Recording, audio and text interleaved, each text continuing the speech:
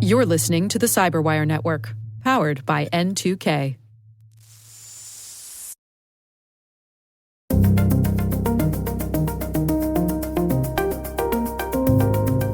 Hello, everyone, and welcome to N2K Cyberwire's Hacking Humans podcast, where each week we look behind the social engineering scams, the phishing schemes, and criminal exploits that are making headlines and taking a heavy toll on organizations around the world. I'm Dave Bittner from the Cyberwire, and joining me is Joe Kerrigan. Hi, Joe. Hi, Dave. And Maria Varmazis. Hello, Maria. Hello, hello. We'll be right back after this message from our show sponsor.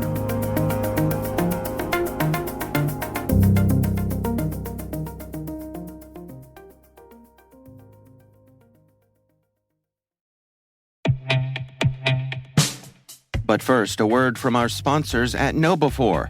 We're not talking conspiracy theory when we say it's all connected. When it comes to InfoSec tools, effective integrations can make or break your security stack. Though not as common, the same should be true for security awareness training. Not only does KnowBefore deliver the world's largest library of security awareness training, but they also provide a way to integrate the various elements of your existing security stack to help you strengthen your organization's security culture. Stay with us, and in a few minutes, we'll hear from our sponsors at KnowBefore about how you can integrate security awareness with your tech stack like never before.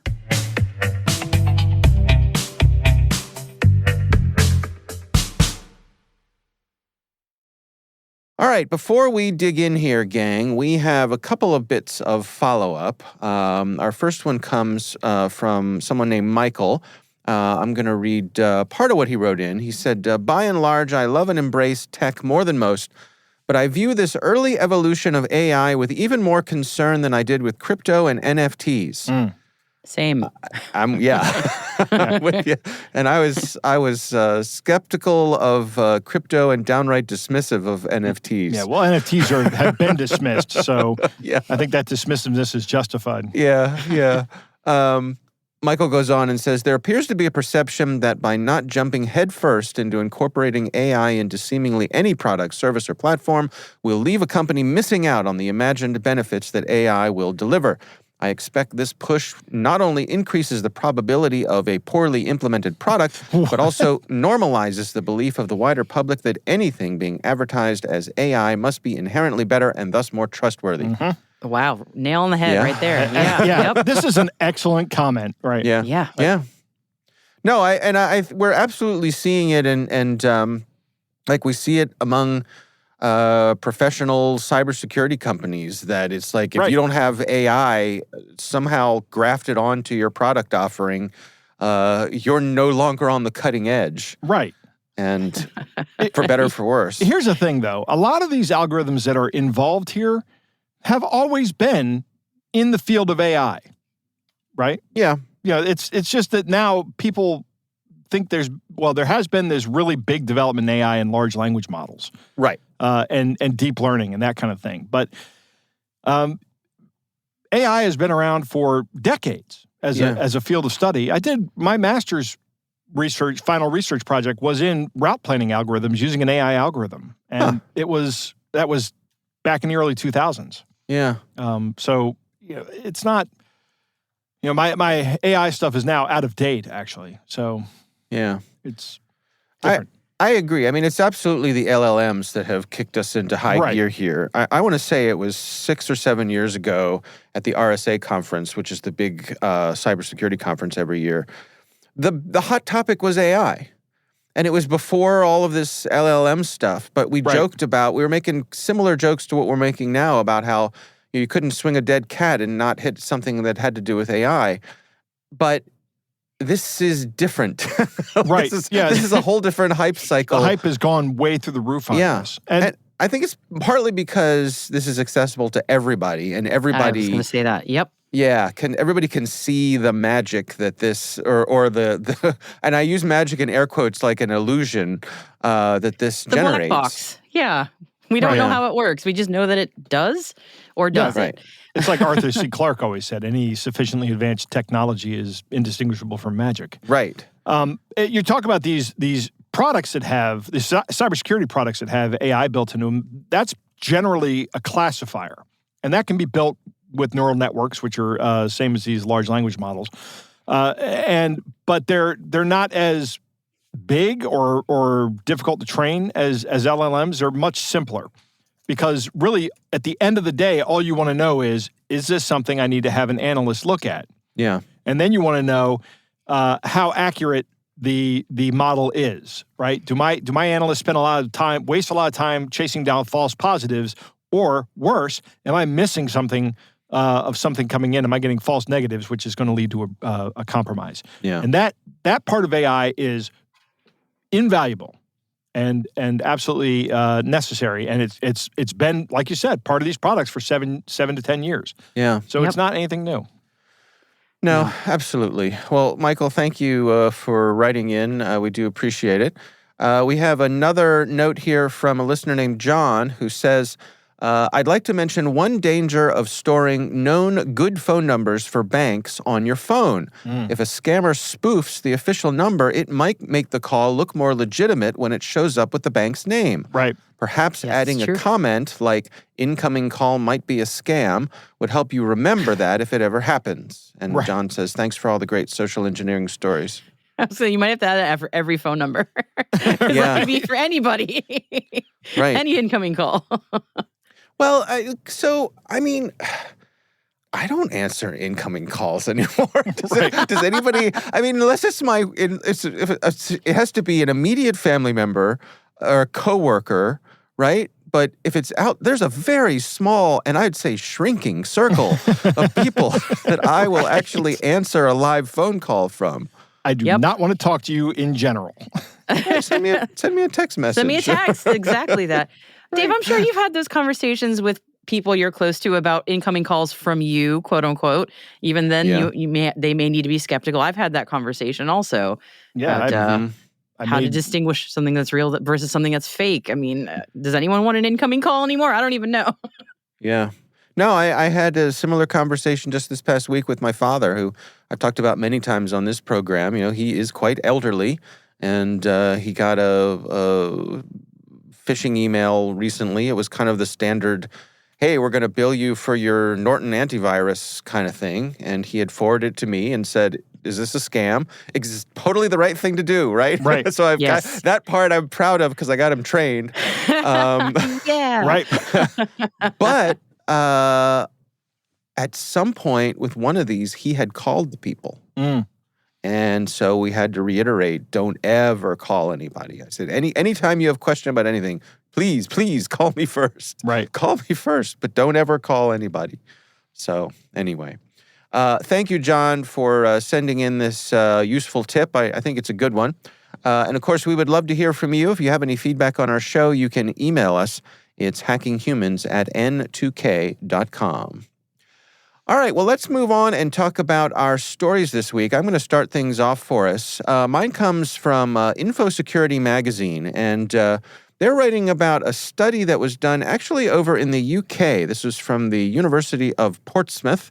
I don't know if I have that quite right. It seems like every time I try to pronounce a location in the UK, someone writes in and tells me that I got it wrong. Just say Portsmouth. Right? Just get it totally wrong. Right. We're American. It's wrong. It's just wrong by default. It's fine. It's kind of a badge of honor for us. Right. I'd say Please it's tell us Portsmouth, we're saying it wrong. We love it. Yeah. like Portsmouth, Maine. Right. So this is from the University of Portsmouth. Where they had nearly 2,000 participants in this study, and over 80% of them were over 75 years old. And they were looking at basically fraud attempts on these people. And what they learned was in the UK, about 40% of elderly adults in the UK had experienced phone-based fraud attempts regularly. 2/3 of the respondents had at least one fraud attempt in the past 6 months. And 20% reported weekly harassment. Wow. 1 out of 5. Yeah. These are the people that are on the list that keep getting sold and distributed. Right. We got a hot one here. Right. And yeah, absolutely. And when they say phone, do we know, is it mobile only? Are landlines even part of this equation, or is that completely outdated thinking? That's a good question. But That is given a good the question. age of these people, I would say landlines are included. Well, I would say yes, but I don't know what the situation is in the UK. Right. I would suspect that they are probably farther along in their transition than we are, just because most parts of the world are.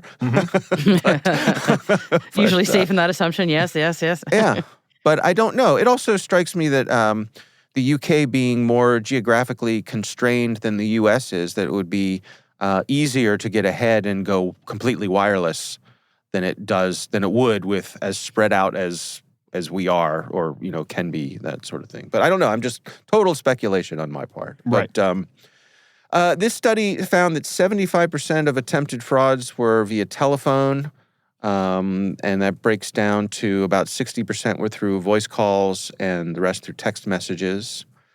And they go through some of the impact here on the folks who are affected. And beyond the fraud, they touch on the fact that this really affects people's mental health because it injects this kind of noise floor level of fear.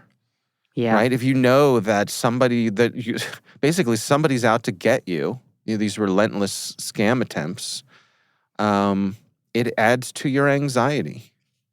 They spoke to a gentleman named Mark Button, which I have to say is a very European name. I'd go so far as it's called English. Yeah. He was saying that this all does operate at an industrial scale, that, as we know, there are just call centers full of people around the world whose job it is to try to scam people like this. He is right. Yeah. And he said that there needs to be more research, that, they just, with only 2,000 participants, they're just scratching the surface here, but it certainly does reflect some of the trends. It was interesting also, this article did a comparison with some data from the U.S., and the Federal Trade Commission reported that between 2020 and 2023, they saw about a 50% decline in phone-based fraud, but they saw email scams rise quite a bit. Right, more than double, it looks like. Yeah, and text-based impersonation fraud went up as well. That tracks. Yep. Yeah, yeah. It's interesting that email would be on the rise and phone-based things would be on the decline. I wonder. It's because nobody answers their phone anymore. Well, right. I mean, we all got so sick of it. We all said, forget that. Right. Yeah. So. Right. It's true. What are the odds of a phone call being anything that you're at all interested in? What's interesting? You guys are talking about this, and today I got one, but recently, over the past 3 weeks, I have been getting scam text messages that are like the postal service impersonation scams. Yeah. Have you been getting those? No. Oh, yeah. Not particular. I mean, I've gotten them, but I haven't been getting anything lately. Yeah, I've been getting them in the past 2 weeks. They're going through my spam filter and just showing up in my inbox. And it says, is this spam? And I'm like, yes, report and block, please. Yeah. Yeah. That just sort of quickly swinging back to my father here in this message that got through.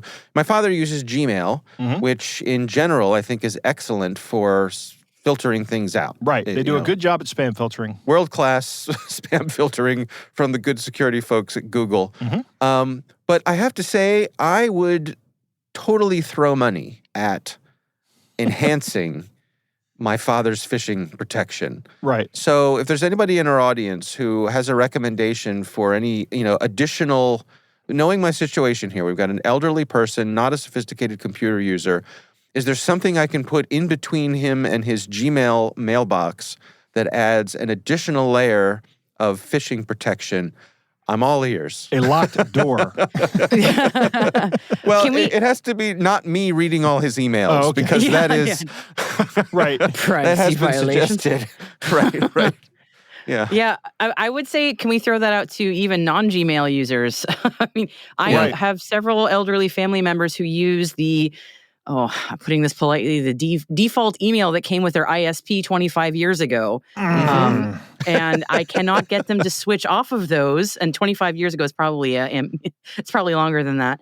Gmail would be an upgrade if I could get them to use it, but they won't. So a lot of times they still are using also a dedicated desktop client. They're not using web.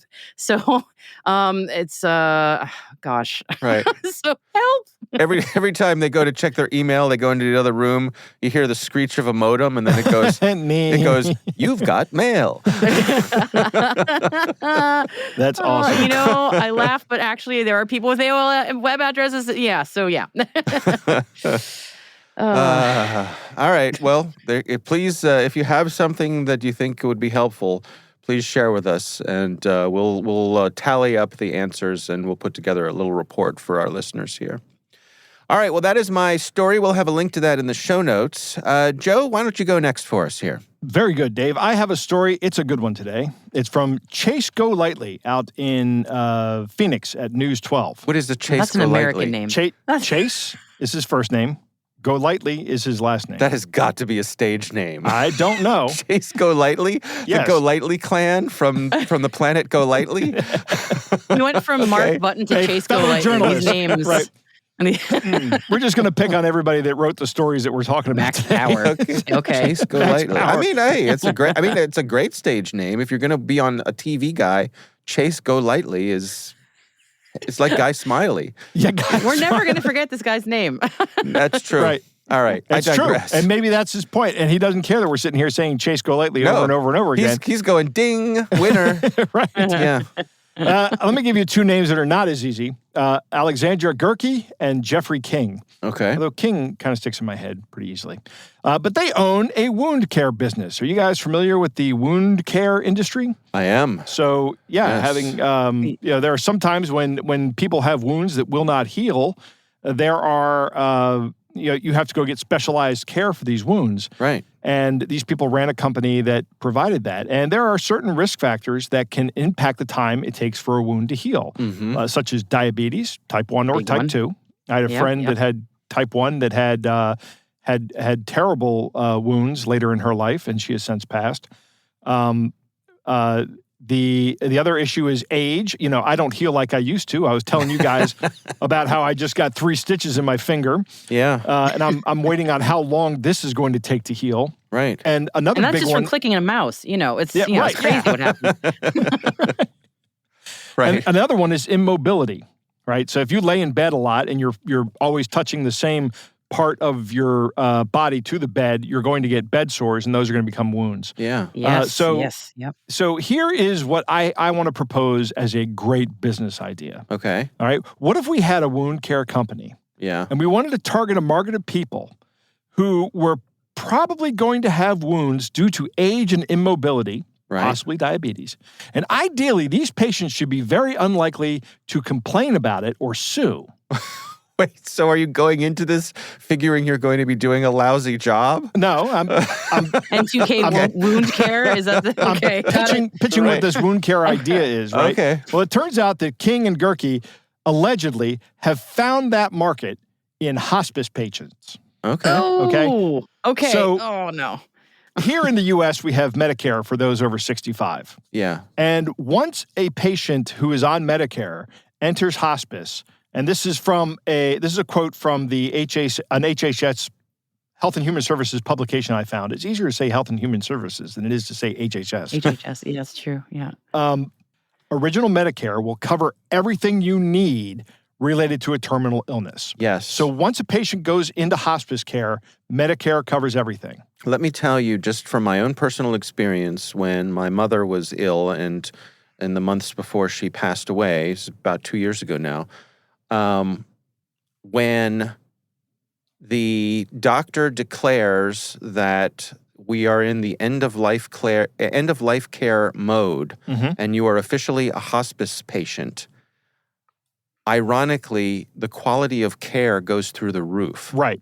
Yes. Because anything you need, it's true. Medicare provides anything you need. Right. And it's, I hate to say it's wonderful because your loved one is passing away, but in a terrible situation, it's comforting. Right. Yeah. It is. I'll agree with that. Well, the DOJ is alleging that these two would pressure nurse practitioners to apply wound graft kits to patients that did not need them.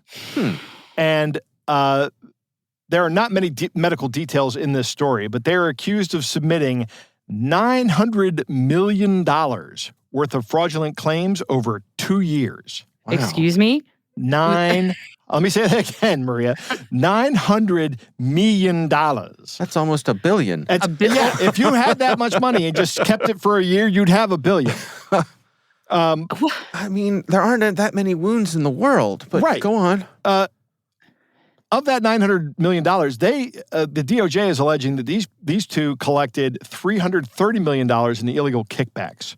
The two nurse practitioners. No, the people that run the wound company. Okay. Who are pressuring nurse practitioners. Oh, I see. My brain can't even handle that. That is what? Okay. So they're going into these nursing homes where people, or these places where people are in hospice. Right. And they're saying that patient has a wound. You need to put this wound patch on them right now. That'll be $1,500. Or right. maybe more. Right. But the DOJ notes that some of these patients died on the same day they received treatment, or some a few days later. Now, the treatments are not harming the patients. We should be clear. These are hospice patients who are on the way out of life. Yeah. But, if you have a patient who is at the very end of their life and they have a wound on their leg and their pain is managed, you don't need to do anything else for them. This becomes unnecessary treatment. Right. And that's kind of the crux of this.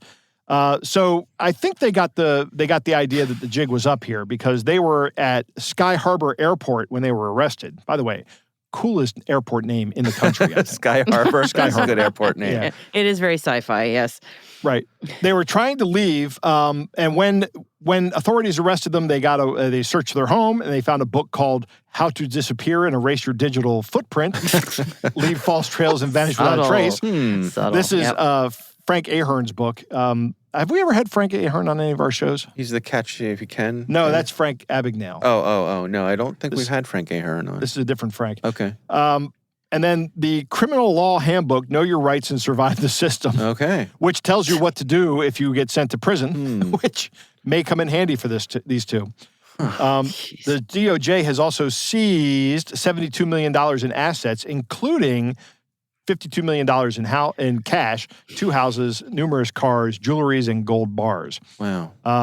Now, when they went to apply for bail, the prosecuting attorneys said, "Well, we don't think you should do that because we're pretty sure these guys still have $250 million somewhere." Because let me tell you, you're not spending $330 million inside of 2 years. Yeah, right. It doesn't matter. You want to bet? Oh, no. Yeah. Try me. Maria, Can I try? I would challenge you to spend that kind of money. I mean, yeah. I would gladly accept that challenge. Let's do a reality show. Right. Maria tries to spend $250 million in a year. I would lovely we call it Maria's Millions. Right. Let's pitch that to Netflix. Let's do it. Right. Yeah. First, what's the budget for the show? $250 million plus expenses. So, when they went to apply for bail, the DOJ said, no, they have this $250 million laying around out there somewhere, and we found this book in their house. Right. Yeah. So they probably will not get bail. Wow. But this is a scam perpetrated on the American taxpayer, right, who pays into the Medicare system to the tune of almost $1 billion in losses these guys have caused. Allegedly, of course. This is all alleged. They're innocent until proven guilty. Yeah. But I think if these guys get busted, they should go up for a long time. It is such a strange thing. I mean, everything around end of life, because it's so fraught with emotion. Right. And for many people, they've never been through it before. They don't know how to handle it. Here in the U.S., we tend to not want to talk about it. Yeah. So you go in unprepared. I mean, I remember again, my only real intimate experience with it was when my mom passed. And I remember after she was gone, we'd had a place in the house set up for her. And there were things like, there was a hospital bed and a oxygen generating unit and things like that. And, some things people come and get. Like somebody came pretty quickly and got the hospital bed, but other things like you sort of have to track them down. Like, do you want to come? Please come get this thing. Right. Like we don't need this anymore, and please come get it. And right. and I don't know if they're still billing for it or they just who cares? It's probably been paid for 10 times over in the amount of time that they've rented it out. It's just such a strange thing, and but a good reminder, Joe, that you need to be mindful that people aren't taking advantage of this situation. Yeah, and I don't know. Are the hospice patients victims here?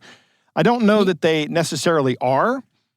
I mean, they're being exploited. Yeah, that much is certain. They are. I mean, these guys are allegedly exploiting people who are actively dying. I mean, we need to bring back public shaming. This is terrible. Yeah. I mean, right. Honestly, I mean, they weren't harmed, but the fact that I went through this 8 years ago, Dave. So I'm just remembering also, I'm in my feelings right now, remembering when I went through this. The idea that you have to have your guard up when you've got a loved one dying and like just, man. Yeah, right. I'm just like incandescently angry. Yes, they weren't being physically harmed, but if they don't need that wound care, that is still harm. Like, it's unnecessary care. Right.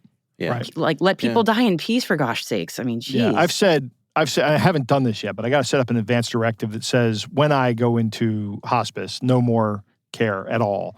Whatever happens. I'm going to let nature take its course. Yeah.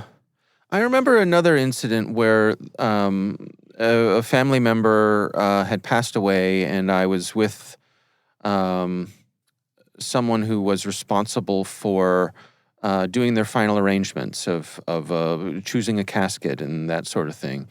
And I was accompanying this family member to the funeral home as part of this task of choosing a casket. Right. And the funeral director said, I'm going to take you in this room now, and we're going to look at caskets, and we'll make a decision, and And my family member was in their grief, said, I don't know that I can do this. Can't you just choose one for us? No. Well, and that's what the funeral home director said. The funeral home director said, I am prohibited from doing that to protect you from being taken advantage of. Yes. So let's go in together. But in that case, it's a good outcome, but it reminds you that regulation is there for a reason, right? Because so many people got taken advantage of in their moment of deep despair that they had to do something about it. Yeah, and if you can, spare your family that and make the arrangements ahead of time. Yeah, it's a good point. All right, well, you know what? This is a great time for a break. Right. Yay! I have another story that brought the show down. We're going to take a quick break here, and we will be back with Maria's story. Stay with us. I need a tissue. Oh, my God. Woo.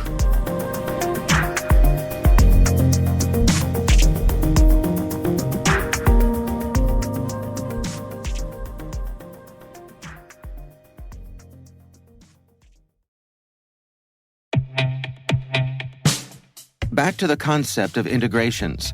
KnowBe4's Security Coach uses standard APIs to quickly and easily integrate with your existing security products from vendors like Microsoft, CrowdStrike, Cisco, and dozens of others.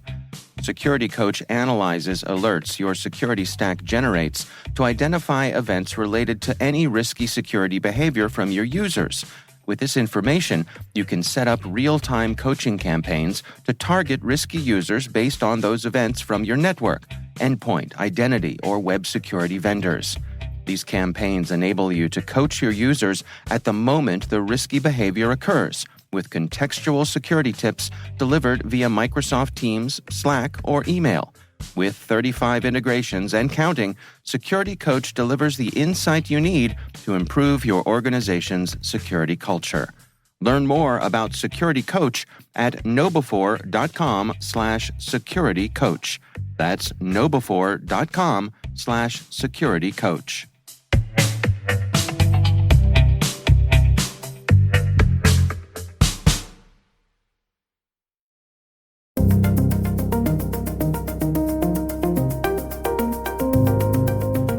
All right, we are back. And Maria, you're up. What do you got for us this week? All right, so this one is from a listener, Chloe. And Chloe sent us an email with an attachment of something that I'm sure we all get in the mail at this point. For me, feels like weekly. Yet another breach notification from some organization whose name you may or may not even recognize. And Chloe did us the nice service of actually highlighting the bit of interest, where in this case there was a breach of an outside vendor of some company, Geisinger, I'm not sure, Geisinger, which provides information technology services, learned that a former Nuance employee had accessed certain Geisinger patient information after being terminated 2 days earlier. Upon learning this, Nuance permanently disconnected the former employee's access to Geisinger's records. Okay, so unauthorized access of patient information by, it sounds like, not an employee that should have been handling information that was confidential. Okay. Right. So Chloe wrote us this. I'm not personally any more worried than I was a month ago since my data has been breached in 4 different healthcare systems in 2 different countries within the last year. Same, Chloe, same. Good news about that. The good news about that is you have free lifetime credit monitoring and identity theft monitoring. Multiple overlapping at this point, Multiple right? and overlapping ones, right. Yeah. In looking into this over the past year or so, I cannot get any confirmation from anyone so far that there's any law against an IT company working for a healthcare company to sell patient data they happen to acquire in the course of their work. It seems entirely reliant upon NDA contracts between the healthcare company and the IT company because HIPAA only applies to healthcare companies. This seems problematic to me for a number of reasons. Do you guys happen to have any info on this aspect of healthcare data breaches? So, yes. I feel like we should talk about this one because this is a great question from Chloe. So we're going to talk about HIPAA, everybody. Yay, HIPAA. Buckle up. Hey. Buckle up, buckaroos. It's time to talk about HIPAA. So, I am not Mama, instead of a bedtime story tonight, can you tell me about HIPAA? My daughter asks me that all the time. You know, sure. bedtime story stuff. It'll put you to sleep. She's It'll right. Put you to sleep. Yeah. Now, I got some HIPAA training 15 years ago, and it was minimal. So my information is, I'm not an expert, and my information is probably not even close up to date. But I just want to say first, there is an entirely huge industry to train and ensure HIPAA compliance of both internal and managed third-party IT companies and services, because HIPAA violations do mean millions of dollars in fines and or jail time for people who violate it. So there was a question in Chloe's email about do IT companies have to comply with HIPAA if they are handling personally PHI, which is personal health information. I'm trying to remember that acronym. Right. And yes, they do need to comply with HIPAA. They do. So to me, it was explained, and this is possibly where we get into a little trouble, but it was explained to me that if you so much as breathe in the direction of PHI, assume that HIPAA applies and go from there. That was sort of how it was told to me. And that has led to misunderstandings. We heard a lot of people shouting like HIPAA violation during COVID. It's not quite how it works. Right. So I feel like we should just refamiliarize ourselves with what HIPAA is supposed to do. And I know this is not like the most thrilling conversation, but there's a good question in there about like who is covered by HIPAA. And HIPAA is from the United States Department of Health and Human Services. Joe, you're right. That is really hard to say. The HHS. This is their rule.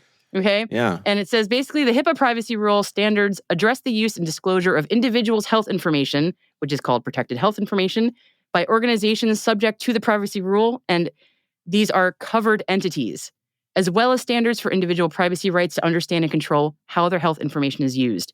A major goal of this HIPAA privacy rule is to assure that individuals' health information is properly protected while allowing the flow of health information needed to provide and promote high-quality health care and to protect the public's health and well-being. Sorry, that's a lot of legalese. So HIPAA includes what are called business associates, and these are often outsourced functions who work with the covered entities of HIPAA. And that does mean like a third-party IT company. So, you know, a lot of smaller healthcare companies and bigger ones too, they don't have their own IT department. They don't have their own security guys.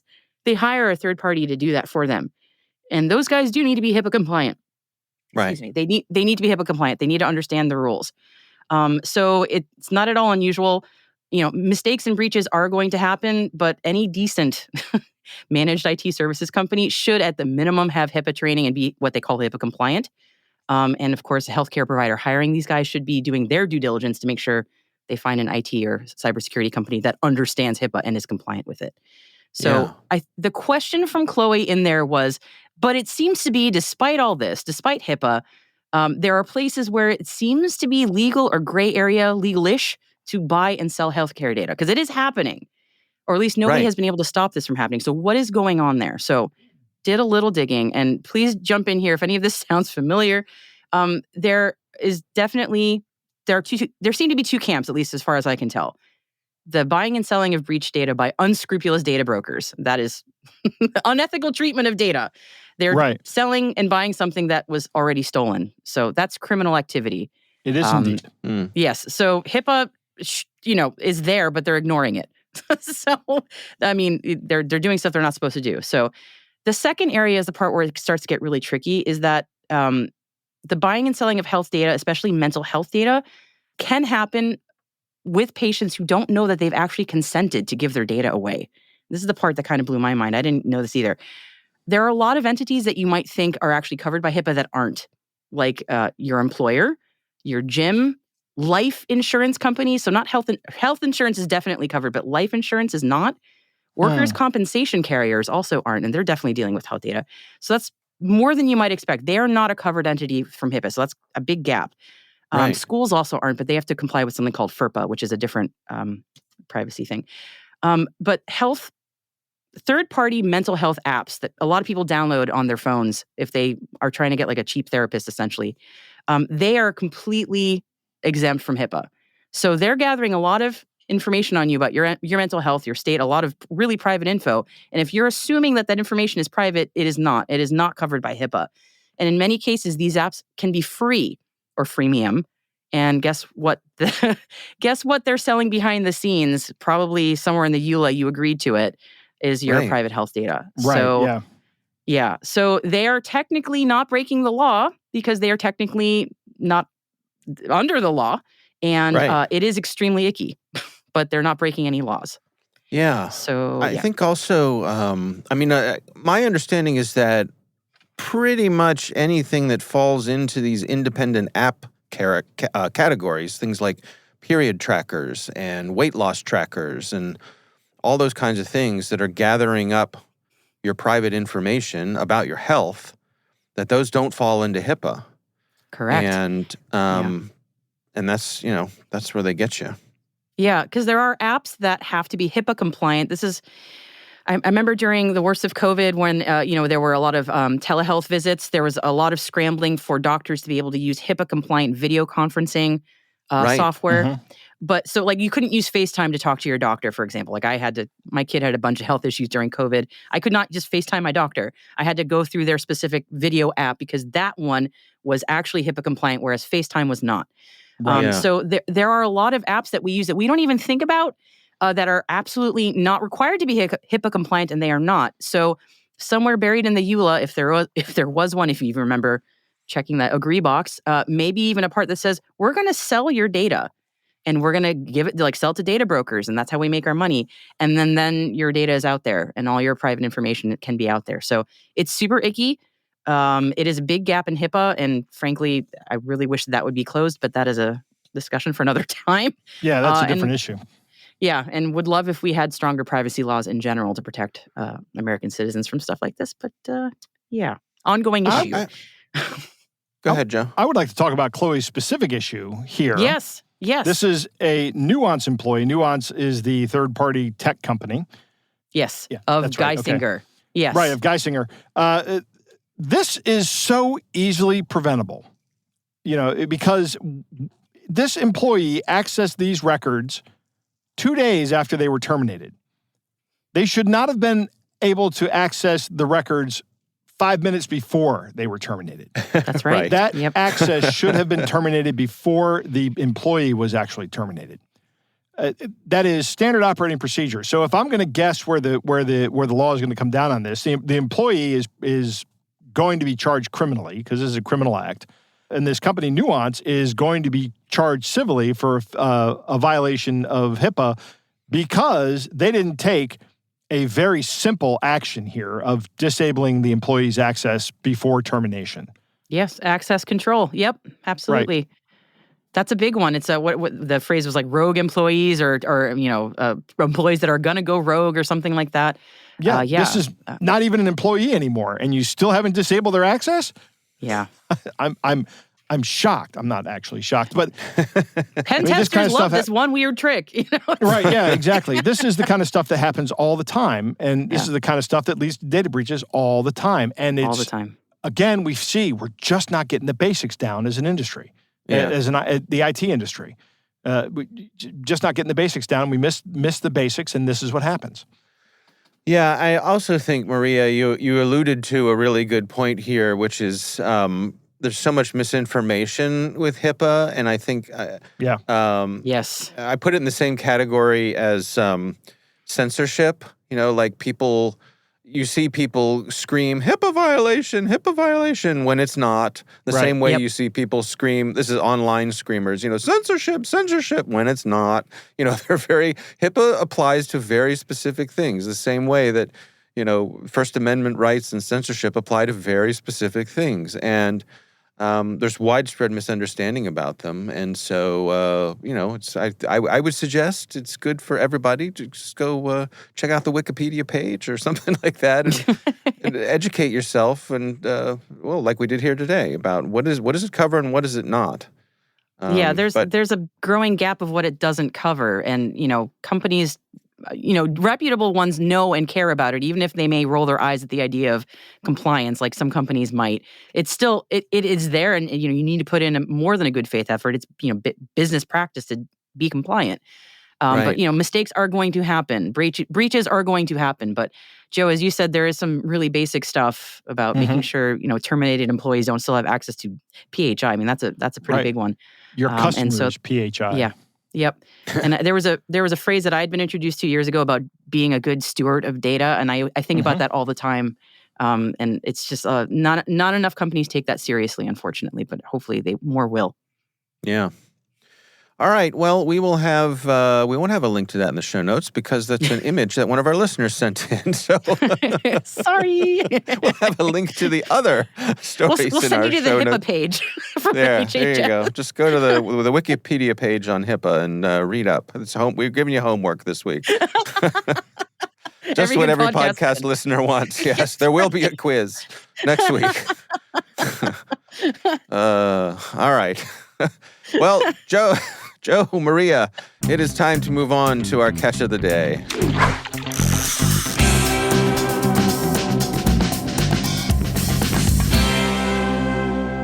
Dave, our catch of the day comes from Jim, and it's a pretty standard beneficiary scam. In fact, it even begins with the words, "Dear beneficiary." Dave? It goes on and reads, "Our International Operations Division has directed the attention of the Federal Bureau of Investigation to your transaction with the National Bank of Belgium concerning your overdue inheritance and contract payment.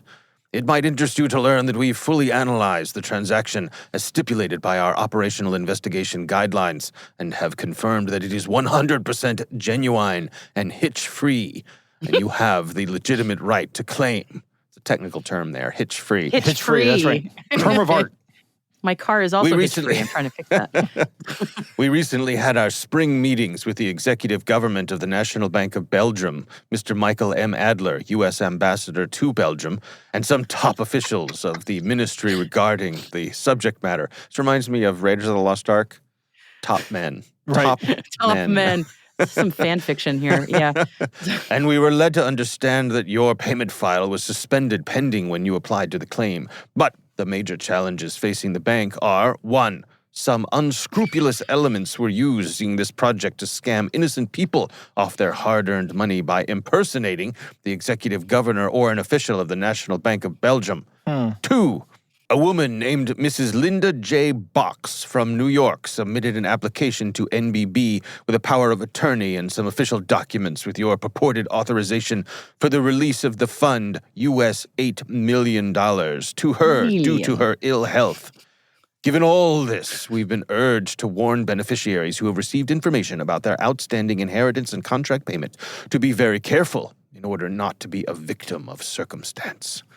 In case you are already dealing with someone from the National Bank of Belgium or whichever office, You are strictly advised to desist from further communication with that individual in your best interest, and thereby contact the real office of the National Bank of Belgium via the below information.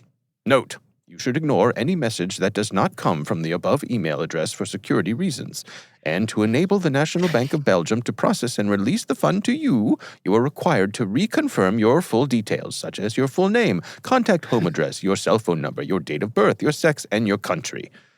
Ensure that you abide by the National Bank of Belgium due process in line with the International Banking Secrecy Act to avoid any form of discrepancy which may hinder your fund transfer.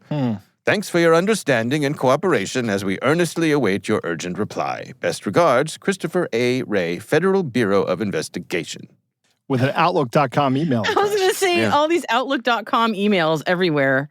Mess of letters and numbers at Outlook.com. Michael M. Adler is, in fact, the ambassador to Belgium.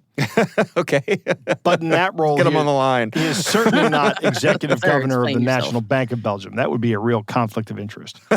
Right. This is obviously, far-fetched scam, but we've talked about this before. This is why they do it like this. They do it like this so that they weed out people who go, this is obviously a scam. They rope in the people who go, well, maybe. Why Belgium? I don't know. They just throw a dart at a world map and say, all right, Belgium. Does Belgium share a border with Switzerland? I think they do. Okay. Do they? Hold on, let me look that up.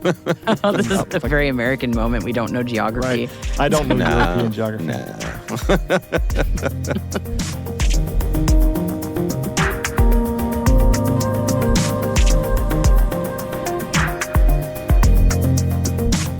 All right. Well, our thanks to Jim for sending this in. That was a fun one. And of course, once again, we would love to hear from you. You can email us. It's hackinghumans@n2k.com.